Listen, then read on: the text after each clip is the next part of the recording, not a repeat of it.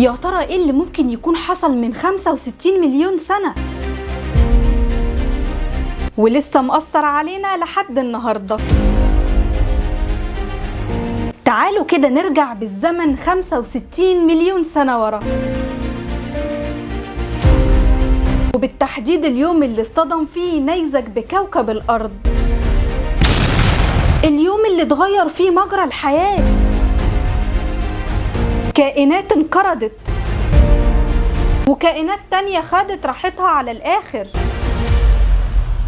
وازاي في كائنات ضخمة زي الديناصورات انقرضت، وكائنات تانية ضعيفة قدرت تنجو من الكارثة دي. تعالوا معايا اقول لكم الحكاية باختصار.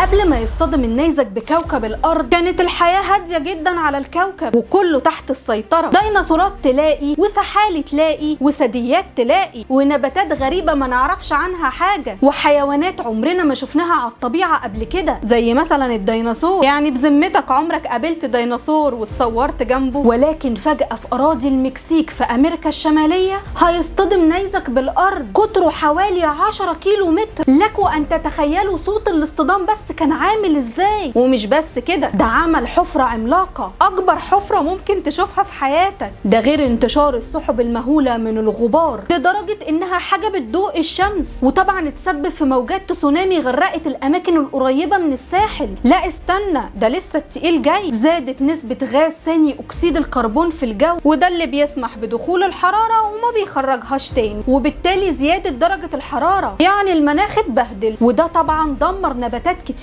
ومش بس كده، ده الصخور السخنة اللي انفصلت عن النيزك أدت لحرائق شديدة جدا في الغابات، يعني خراب شامل. وللأسف وفي وسط كل ده في حيوانات هتنقرض، وحيوانات تانية هتفضل ثابتة على وضعها وهتنجو وهتقدر تتكيف مع البيئة الجديدة، زي مثلا الثدييات. وأول حاجة نقدر نقول إنها انقرضت هي الديناصورات العملاقة. طب واللي مش عملاقة برضه انقرضت. هو ازاي الديناصور كائن عملاق كده ومالي مركزه وينقرض وفي حيوانات تانية صغيرة جدا هتعيش؟ خد الصدمة بقى، وده لان ضخامة الجسم في الوقت العصيب ده يعتبر عيب مش ميزة. وده لان ضخامة الجسم بتحتاج لكمية كبيرة جدا من الاكل، وطبعا الظروف ساعتها كانت صعبة جدا وكان في نقص في الغذاء. لكن بقى الحيوانات الصغيرة والزواحف الصغيرة كانت بتمشي نفسها باكل قليل وبيقضوا بقية عشاهم نوم، زي مثلا الثدييات اللي كان حجمها صغير واللي قدرت كمان تلاقي مخابئ تستخبى فيها من المناخ الصعب، وده كان عكس الكائنات الضخمة. وطبعا المناخ القاسي ده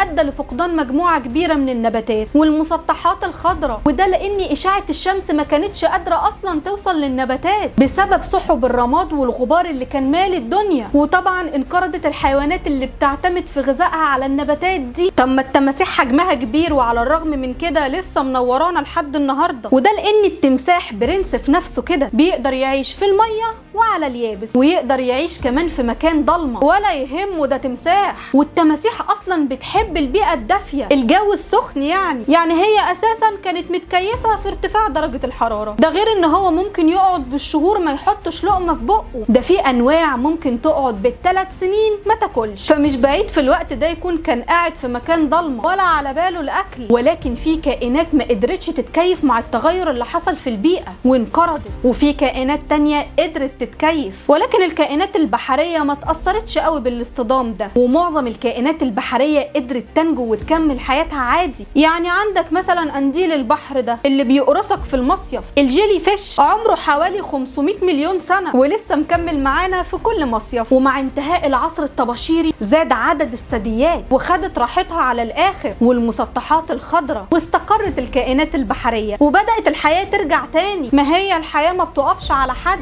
ما تنسوش تكتبوا لي رأيكم في التعليقات، وتشتركوا في القناة، ولايك وشير للفيديو عشان يوصل لكم كل جديد، وتتابعوني على صفحة الفيسبوك والتيك توك والانستجرام. هسيب لكم كل روابط الحسابات في صندوق الوصف.